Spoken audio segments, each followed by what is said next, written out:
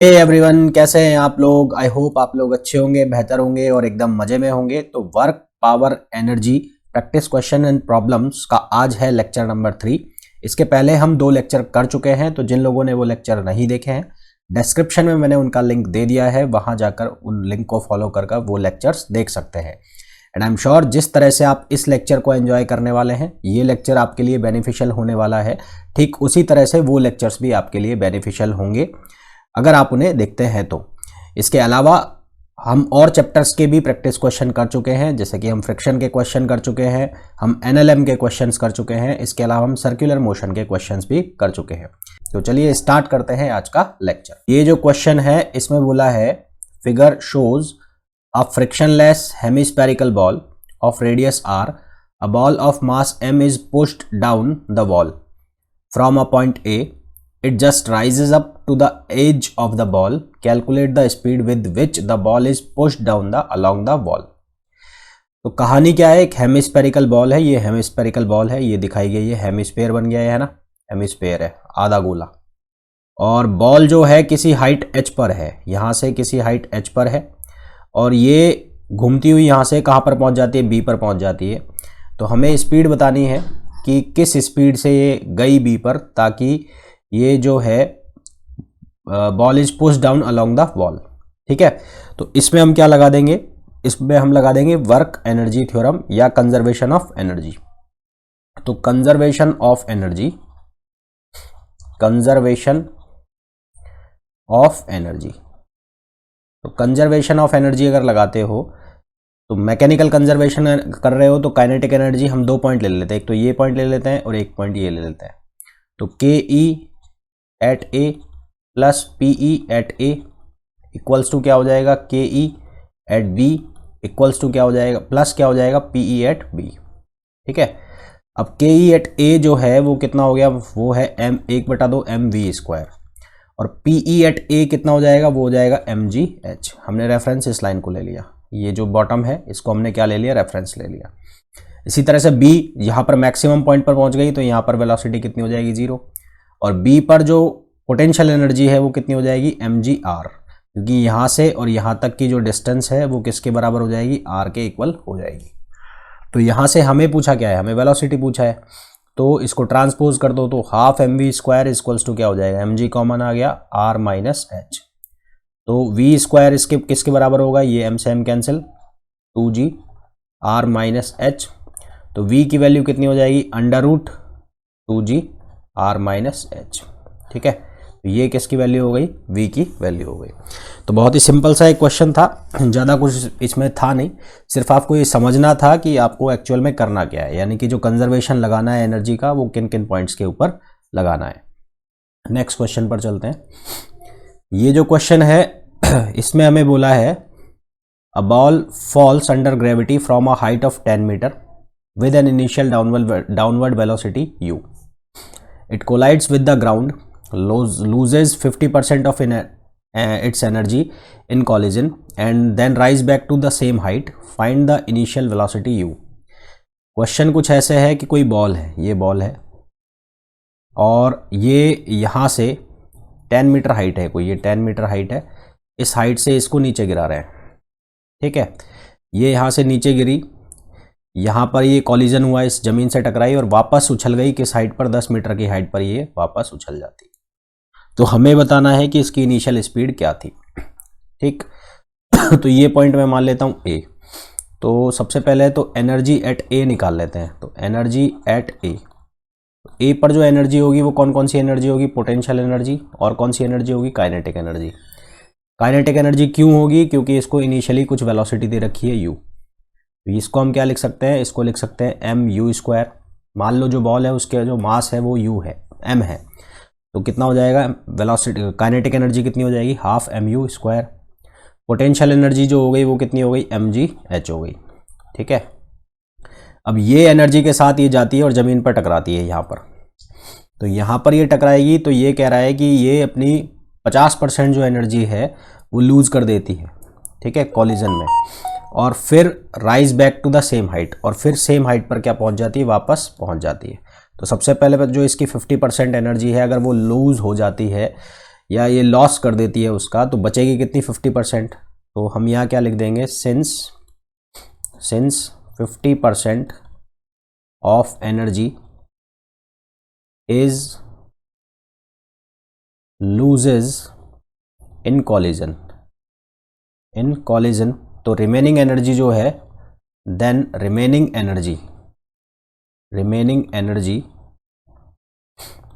Energy कितनी बचेगी, 50% ही बचेगी। 50% का मतलब कितना हो गया, 1/2। तो रिमेनिंग एनर्जी, ई रिमेनिंग लिख देता हूँ मैं इसको, तो ये कितनी हो जाएगी 1/2। तो 1/2 और हाफ mu² प्लस mgh, और इसको लिख दिया हमने इक्वेशन नंबर 2। ठीक है। अब ये एनर्जी यहाँ पर है, यहाँ पर बची है, और इसके बाद ये कहाँ पर पहुँचती है, वापस इसी हाइट पर पहुँच जाती है। तो वापस से जब ये रीबाउंड होती है, तो रीबाउंड होने के बाद इसके पास जो एनर्जी आएगी वो कौन सी एनर्जी आएगी, यहाँ पर जो एनर्जी आएगी वो कौन सी एनर्जी आएगी, पोटेंशियल एनर्जी, और जो कितनी हो जाएगी, mgh हो जाएगी। कितनी हो जाएगी, mgh। और यहाँ पर पहुँचकर वेलोसिटी क्या हो जाएगी, 0, क्योंकि हाईएस्ट पॉइंट पर पहुँच गई। तो apply conservation of energy,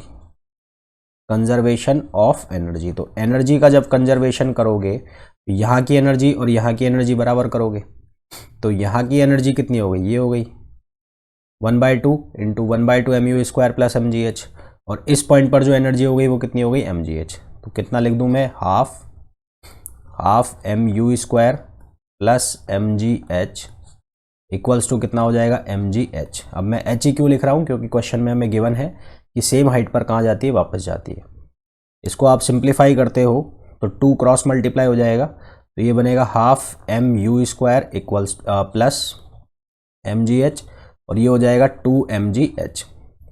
further solve करोगे तो mu² इक्वल्स टू mgh, ये 2 है, यहाँ ये 1 है, तो 1 बच जाएगा। तो m से m कैंसिल हो गया, तो u² इक्वल्स टू हो गया 2gh। तो u की वैल्यू हो गई √2gh। अब यहाँ पर वैल्यू रख लो 2, g की वैल्यू 10 और h की वैल्यू कितनी है, 10 है। ठीक है, इसकी वैल्यू को आप 9.8 भी ले सकते हो। तो ये आएगा u बराबर √200। तो √200 का मतलब हो गया लगभग किसके बराबर हो गया, 14 मीटर पर सेकेंड। तो इनिशियल वेलोसिटी जो हो गई वो नियर अबाउट कितनी हो गई, 14 मीटर पर सेकेंड इसकी वेलोसिटी हो गई।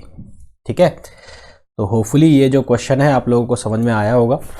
इन केस कोई डाउट है ना, या कुछ दिमाग में चल रहा है कि ये चीज़ कैसे लगा दी आपने, तो वो कमेंट बॉक्स में लिख के मेरे को भेजिए। जैसे ही मैं आपके क्वेरी या जो भी डाउट है आपका उसको देखूंगा, मैं उसका वैसे ही देखते ही मैं उसका रिप्लाई करने का पूरा कोशिश करूंगा।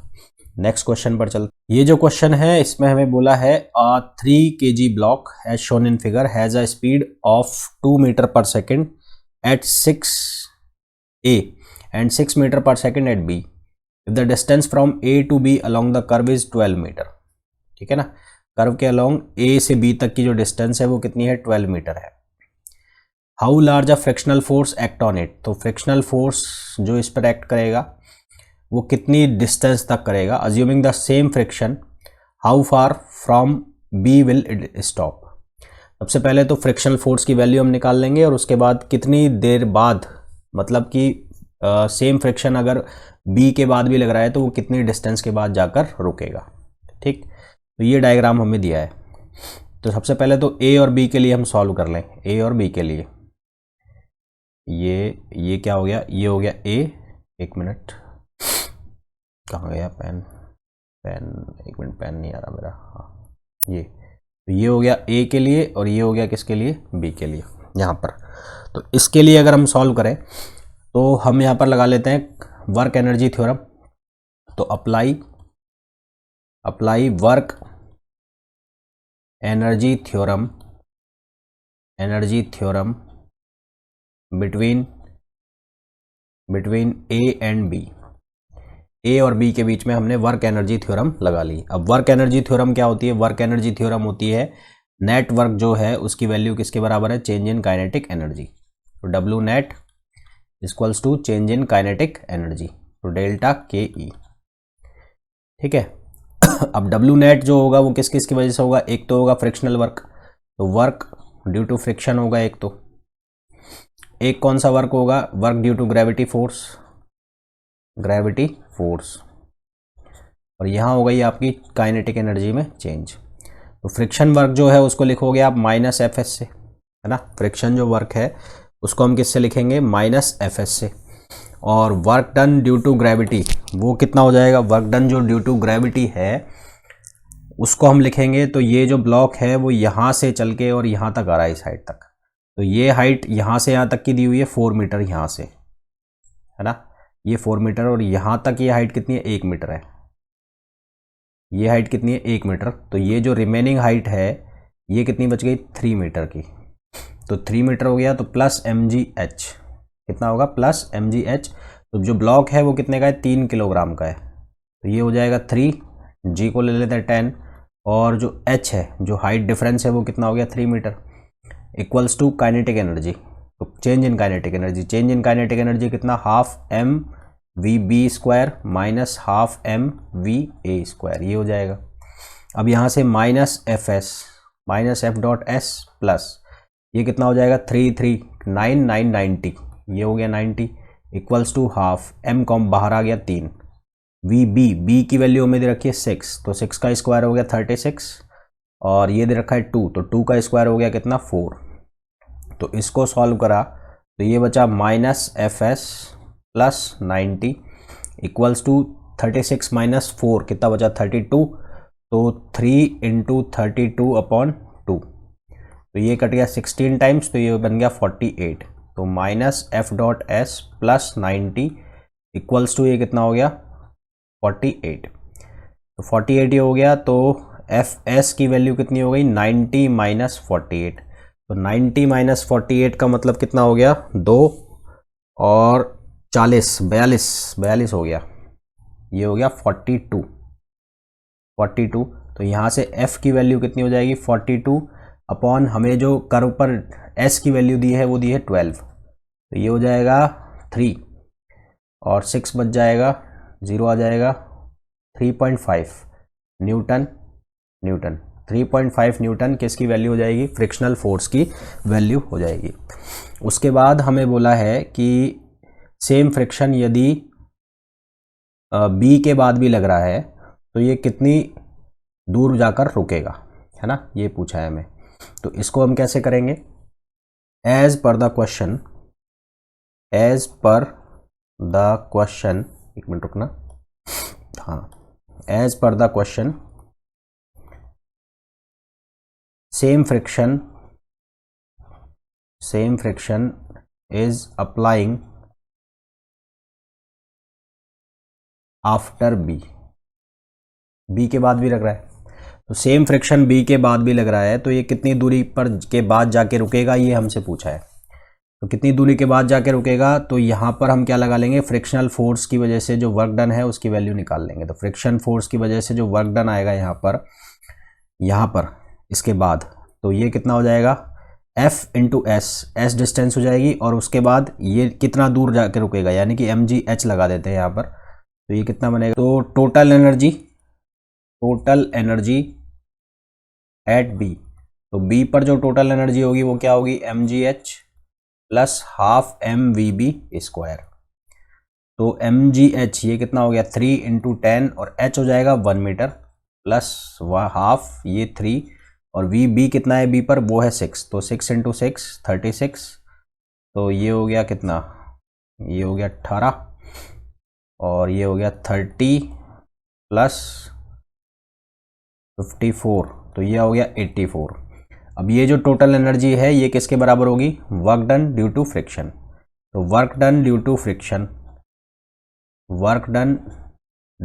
फ्रिक्शन, तो फ्रिक्शन की वजह से जो वर्क डन होगा वो कितना होगा, एफ एस। तो इन दोनों को हम बराबर कर देंगे, एफ एस इक्वल्स टू 84, तो एस इक्वल्स टू क्या हो जाएगा, 84 अपॉन एफ। तो 84 अपॉन एफ की जो वैल्यू है वो कितनी है, 3.5, तो 3.5 से इसको डिवाइड कर दोगे तो ये आ जाएगा कितना, ये आ जाएगा 24.5।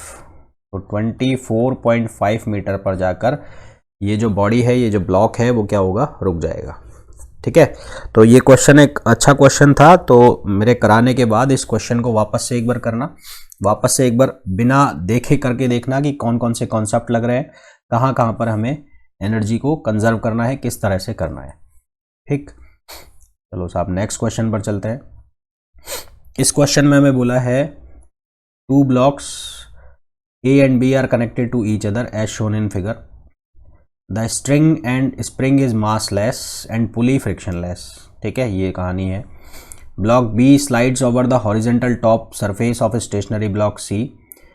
The block A slides along the vertical side of C both with same uniform speed. The coefficient of friction between the block is 0.2 and the spring constant दिया है 1960 न्यूटन पर metre. Mass of the block A is 2 kg and calculate the mass of the block B and energy stored in spring. देखो सबसे पहले बना लोगे free body diagram. तो free body diagram बनाते हो यदि B का, तो B पर क्या क्या लग रहा है, फ्रिक्शन दिया हुआ है, coefficient of friction between block is 0.2। तो पहले तो ये टेंशन हो गई, ये टेंशन हो गई इसकी T, रिएक्शन आ गया कितना R, और यहाँ इसका वेट चला गया B का वेट मान लेते हैं, B का मास मान लेते हैं M, तो ये हो गया mg।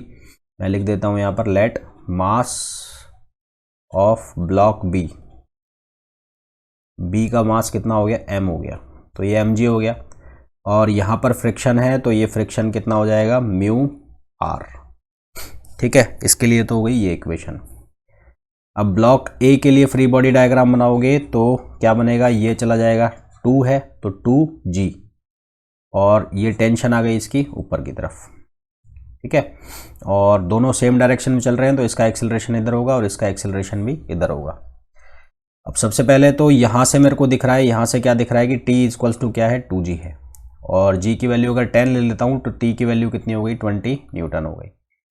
और अगर यहाँ से देखो आप, सबसे पहले तो t इक्वल्स टू 20 न्यूटन आ गया। अब B ब्लॉक के लिए अगर आप देख रहे हो हॉरिजॉन्टल डायरेक्शन में, हॉरिजॉन्टल डायरेक्शन का मतलब हो गया ये डायरेक्शन, तो इस डायरेक्शन में अगर आप देखते हैं तो क्या मिल रहा है आपको मिल रहा है यहाँ से t equals to mu R, और म्यू R किसके बराबर है, mg, तो ये हो गया म्यू mg।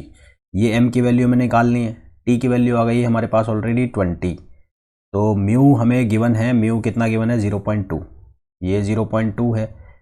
m हमें फाइंड आउट करना है, g की वैल्यू को 10 ले लो, तो ये कितना हो जाएगा 2।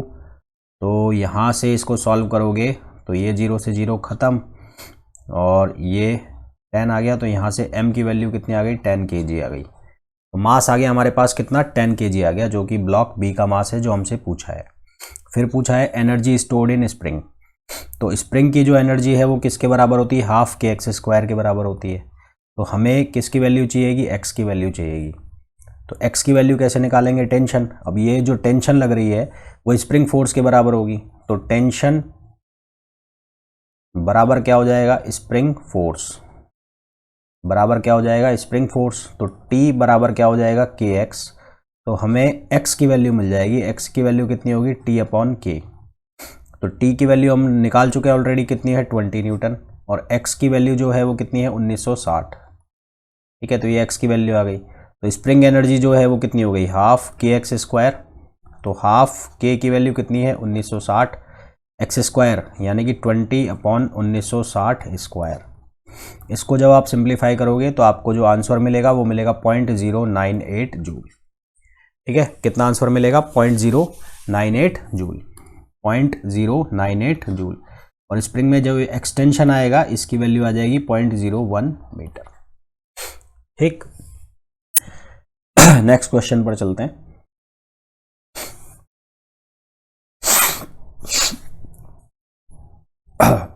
ये जो क्वेश्चन है इसमें हमें बोला है a chain of mass m 0.80 kg and length L 1.5 metre rest on a rough surface table so that one of its end hangs over the edge. The chain starts sliding off the table all by itself provided the overhanging part equal to L/3 of the chain length. What will be the total work performed by the friction force acting on the chain by the moment it slide completely off the table? L/3 part इसका लटक रहा है ना, ये जो part है कुल length है चेन की कितनी, L। लेंथ ऑफ जो चेन है, लेंथ ऑफ चेन वो कितनी है L। 2/3 L part is resting over the table. 2/3 part कहाँ कर रहा है रेस्ट, टेबल पर, यानी कि ये पार्ट 2/3 L, और L/3 जो पार्ट है वो हैंग कर रहा है। L/3 पार्ट क्या कर रहा है, हैंग कर रहा है। तो सबसे पहले तो इसका जो मास पर यूनिट लेंथ है उसकी हम बात कर लेते हैं, ठीक है। तो late mass per unit length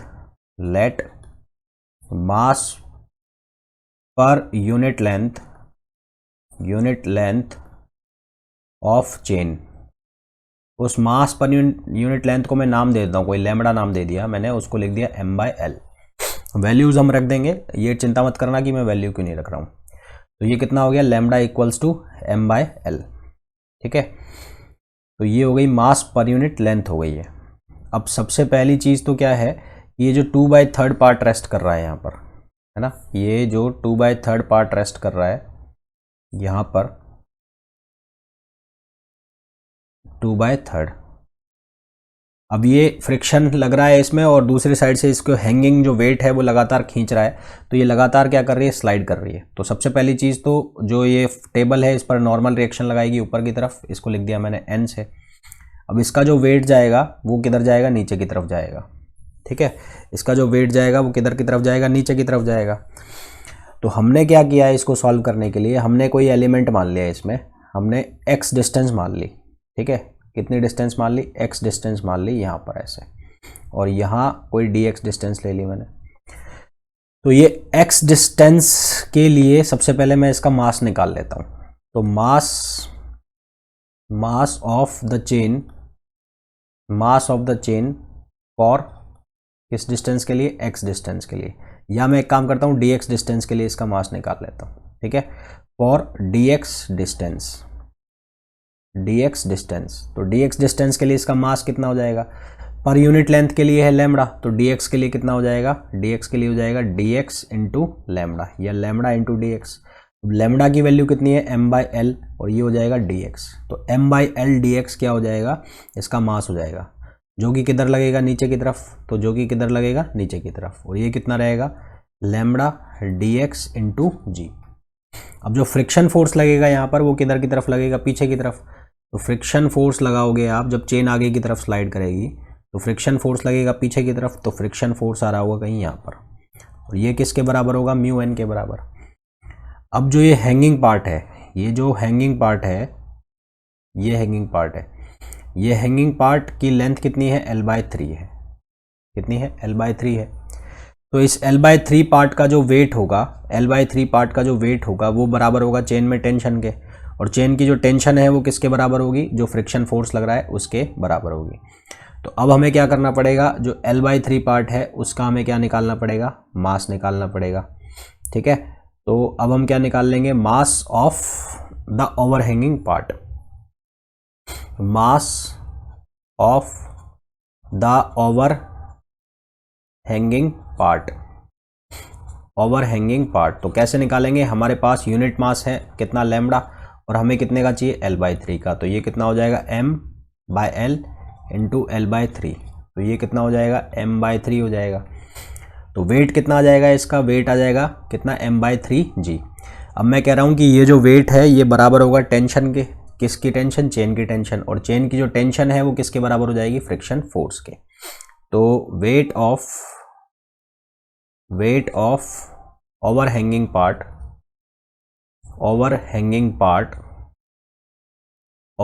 part is equal to tension in chain and tension of chain is equal to friction force. इसका मतलब क्या हुआ, इसका मतलब ये होगा कि अल्टीमेटली जो फ्रिक्शन फोर्स है जिसको हम लिख रहे हैं μr से, वो बराबर हो जाएगा m/3 इंटू जी के। वो किसके बराबर हो जाएगा, m/3 इंटू जी के।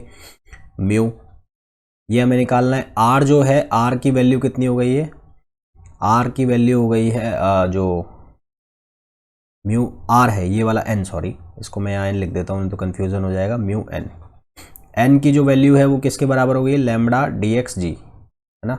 ये किसके बराबर हो गई है, lambda D X G equals to M by 3 into G. अब ये लैम्बडा डी एक्स वाला जी वाला पार्ट है, ये पूरी लेंथ है, ये वाली लेंथ, ये कितनी है 2/3। तो मैं इस 2/3 का मास लिख देता हूँ यहाँ पर, इसको लिखने के बजाय इसका मास लिख देता हूँ 2/3 का।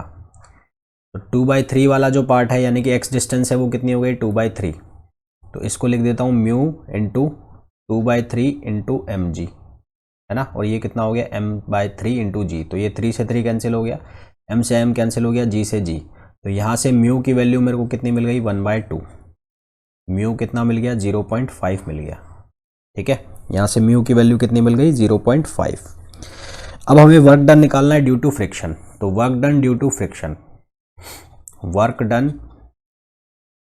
ड्यू टू फ्रिक्शन, तो फ्रिक्शन की वजह से जो वर्क डन होगा वो नेगेटिव में आएगा, तो माइनस एफ। अच्छा, इसको कितने डिस्टेंस से खींच रहे हैं, एक्स डिस्टेंस से खींच रहे हैं। मान लिया हमने एक्स डिस्टेंस तक इसको हमने सरकाना है, तो एफ जो है उसकी वैल्यू क्या होगी, म्यू एन होगी। अब क्योंकि वो लगातार सरकेगी तो मास क्या चेंज होगा, मास चेंज होगा, यानी कि नॉर्मल रिएक्शन उसका लगातार क्या होगा, चेंज होगा। तो म्यू एन की वैल्यू अब मैं कौन सी वाली लिखूंगा, ये वाली लिखूंगा यहाँ पर, ठीक है, क्योंकि लगातार एन की वैल्यू क्या होगी, बदलेगी जैसे जैसे वो नीचे जाएगी। इसलिए अब मैं 2/3 इंटू एम इंटू जी नहीं लिखूंगा, नहीं लिख सकता, क्योंकि इसकी वैल्यू लगातार क्या हो रही है, चेंज हो रही है। तो इसको मैंने लिखा लैम्बडा डी एक्स इंटू जी, और ये एक्स आ गया। लैम्बडा की वैल्यू कितनी हो गई, m/l हो गई, तो ये हो गया माइनस म्यू, और लैम्बडा की वैल्यू कितनी हो गई m/l, और ये हो गया x dx और g। और इसका इंटीग्रेशन जो है वो कहाँ से कहाँ तक होगा, इसका इंटीग्रेशन होगा 0 से और 2l/3 डिस्टेंस तक, क्योंकि इतनी डिस्टेंस तक उसको नीचे निकालना है, बाकी डिस्टेंस तो वो ऑलरेडी नीचे है, l/3 तो पहले ही नीचे है, तो हमें किस डिस्टेंस को नीचे करना है, 2l/3 डिस्टेंस को। इसका इंटीग्रेशन जब करोगे तो w इक्वल्स टू माइनस, जो कांस्टेंट है उसको बाहर निकाल लो, कांस्टेंट क्या है, माइनस म्यू m/l और g, ये सब बाहर, माइनस म्यू बाहर आ गया, m/l और g, इंटीग्रेशन में क्या रह गया, x dx, ये रह गया ना, और लिमिट लग रही है 0 और ये 2l/3 तक है। तो इसको जब सॉल्व करते हो तो क्या बनेगा, माइनस म्यू m/l इंटू जी, और ये आ जाएगा x²/2, ठीक है, और 0 से कहाँ तक है, 2l/3 तक है। तो इसको जब फर्दर सॉल्व करेंगे तो w equals to minus mu m/l g, और ये कितना हो जाएगा, ये हो जाएगा 2l/3 स्क्वायर में आ जाएगा और अपॉन में 2। तो इसको सॉल्व करोगे तो mu M G upon L, 2l/3 यानी कि 4l² और अपॉन कितना हो जाएगा 9, है ना, और इंटू 2 ये रहेगा। तो म्यू की वैल्यू कितनी है, म्यू की वैल्यू है 1/2, तो म्यू की वैल्यू भी सब्सटीट्यूट कर दो, तो माइनस 1/2 इंटू 1/2, ऊपर कितना है एम जी 4l² और नीचे कितना है l इंटू 9, 2 से 2, तो ये 4 कैंसिल, एक l से कैंसिल, तो ये कितना बन गया mgl अपॉन 9। तो ये वैल्यू आ गई हमारे पास किसकी, वर्क की। अब इसमें हम वैल्यू रख देते हैं, तो इसमें अब अगर वैल्यू रख दोगे, सब्सटीट्यूट कर दोगे, तो माइनस m कितना दिया हुआ है क्वेश्चन में, हमें क्वेश्चन में m की वैल्यू दी है 0.80, तो ये हो जाएगा 0.80, g की वैल्यू को ले लो 10, l पूरा जो है वो 1.5 मीटर है, और ये हो गया 9। तो इसको जब आप सॉल्व कर देते हो तो आपके पास वैल्यू आ जाती है -1.3065 जूल। ये किसकी वैल्यू हो गई, जो फ्रिक्शन ने जो काम किया, फ्रिक्शन का जो वर्क हुआ उसकी वैल्यू ये हो गई, ठीक है। तो होपफुली ये जो क्वेश्चन है आपको समझ में आया होगा, और आपको ये भी समझ में आ गया होगा कि जो इस तरह के क्वेश्चन हैं चेन वाले, जिसमें चेन को खींचा जा रहा है नीचे की तरफ या ऊपर की तरफ, तो इसको कैसे हमें करना है, ठीक है, किस तरह से इसका कुछ पार्ट का हम मास कंसीडर करते हैं, फिर उसके बाद उससे हम फ्रिक्शन की वैल्यू निकालते हैं, फिर वर्क डन की वैल्यू निकालते हैं। तो इनको करने का एक तरीका है, तो इस तरीके से इन क्वेश्चंस को आपको सॉल्व करना होता है। नेक्स्ट क्वेश्चन पर चलते हैं।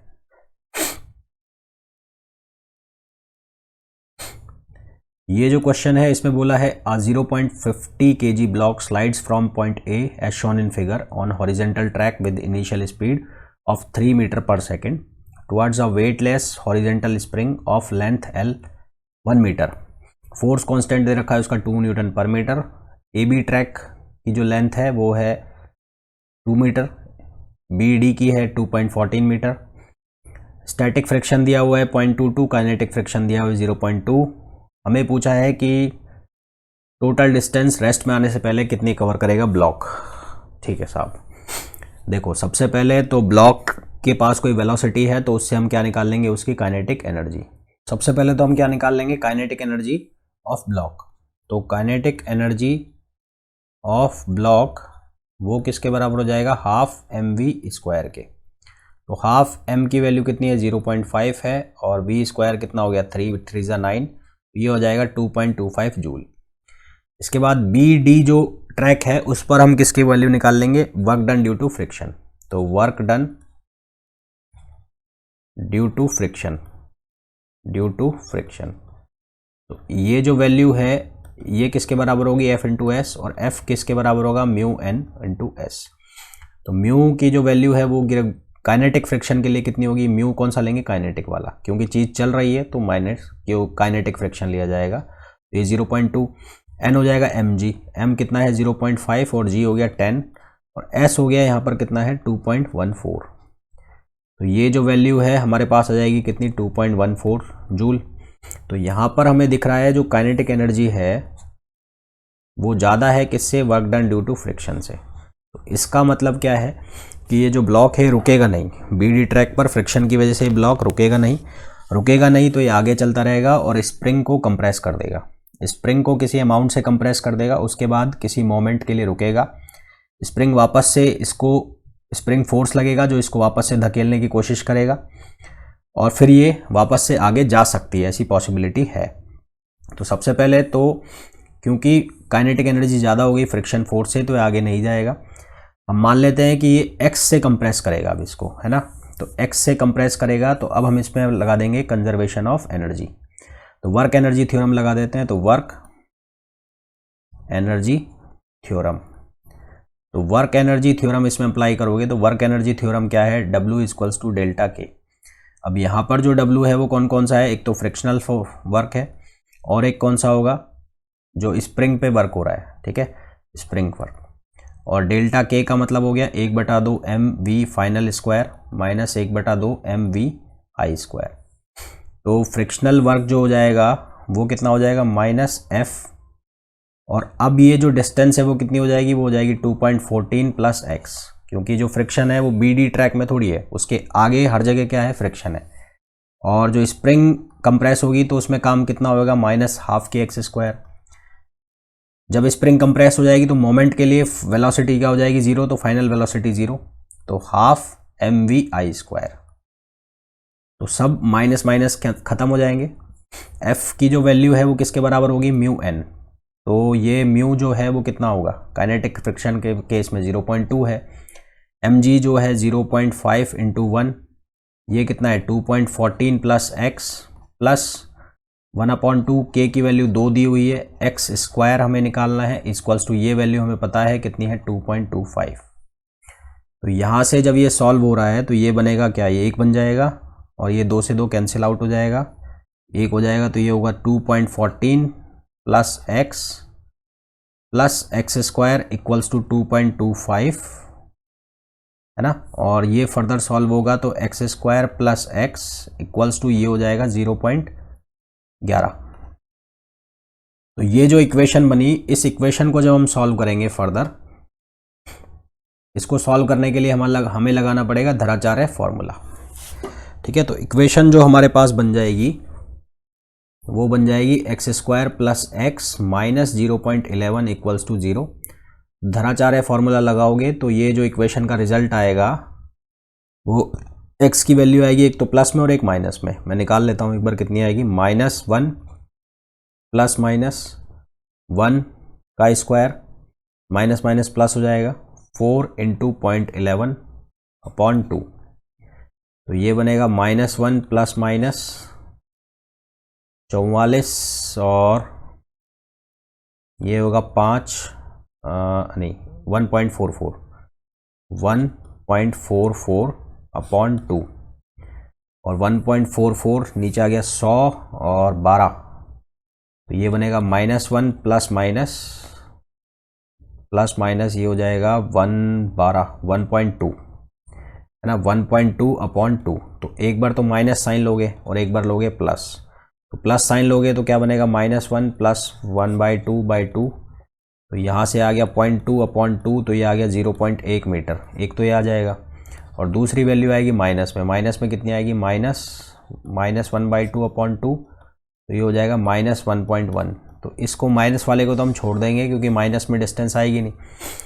तो स्प्रिंग कितना कंप्रेस होगी, स्प्रिंग कंप्रेस होगी 0.1 मीटर। ठीक है, कितना कंप्रेस होगी 0.1 मीटर। अब स्प्रिंग जब कंप्रेस हो जाएगी तो कंप्रेस होने के बाद उस पर क्या लगेगा, स्प्रिंग फोर्स लगेगा। तो स्प्रिंग फोर्स की वैल्यू हम पहले निकाल लेते हैं। तो स्प्रिंग फोर्स यहाँ से जब निकालोगे तो स्प्रिंग फोर्स किसके बराबर आ जाएगा, kx। तो ये कितना हो गया 2 × 0.1, ये कितना हो गया 0.2 न्यूटन। ये स्प्रिंग फोर्स की वैल्यू हो गई।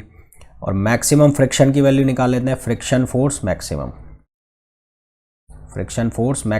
तो मैक्सिमम कब होगा, जब स्टैटिक फ्रिक्शन लगेगा। ये किसके बराबर होगा, μSn। तो μS की वैल्यू 0.22, n कितना हो जाएगा mg, जो कि है 0.5 × 1, तो ये आ जाएगा 0.22 n। दैट मीन्स कि जो फ्रिक्शन मैक्सिमम फ्रिक्शन है उसकी वैल्यू ज़्यादा हो गई, किससे, स्प्रिंग फोर्स से। तो इसलिए जो स्प्रिंग है उसको वापस से क्या नहीं कर पाएगी, रीबाउंड नहीं कर पाएगी। ठीक है, since maximum friction force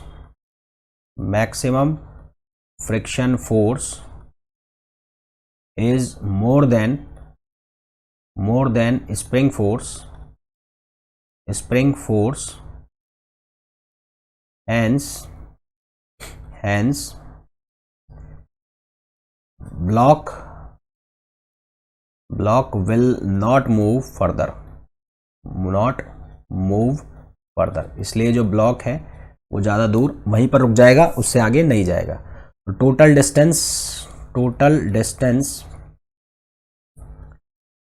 distance covered by the block, तो ब्लॉक जो टोटल डिस्टेंस कवर करेगा वो कितनी हो जाएगी, AB plus BD plus x। तो AB जो डिस्टेंस थी वो 2 और ये हो गई 2.14 और x कितना आ गया 0.1, तो ये कितना हो गया 4.14 और ये हो गया 0.1, तो ये हो गया 4.14 प्लस 0.1, तो ये हो गया 4.24 मीटर। ठीक है, तो इतनी डिस्टेंस ये जो ब्लॉक है ये कवर करेगा रुकने के पहले। तो ये थे कुछ क्वेश्चंस जो हमने लेक्चर 3 में किए। तो होपफुली ये जो क्वेश्चंस हैं आप लोगों को समझ में आए होंगे। इन केस कोई डाउट है, कोई भी आपको शंका है, कोई भी इसमें लग रहा है कि कोई ये चीज़ कैसे हो गई है, तो अपने कमेंट जो अपने डाउट हैं या अपनी जो भी क्वेरीज़ हैं उनको कमेंट बॉक्स में लिख के भेजिए। जैसे ही मैं आपके डाउट्स या आपके जो क्वेरीज़ हैं उनको देखूंगा, मैं उनका तुरंत रिप्लाई करने की कोशिश करूंगा। तो मिलते हैं नेक्स्ट लेक्चर में। Till then, thank you, bye bye.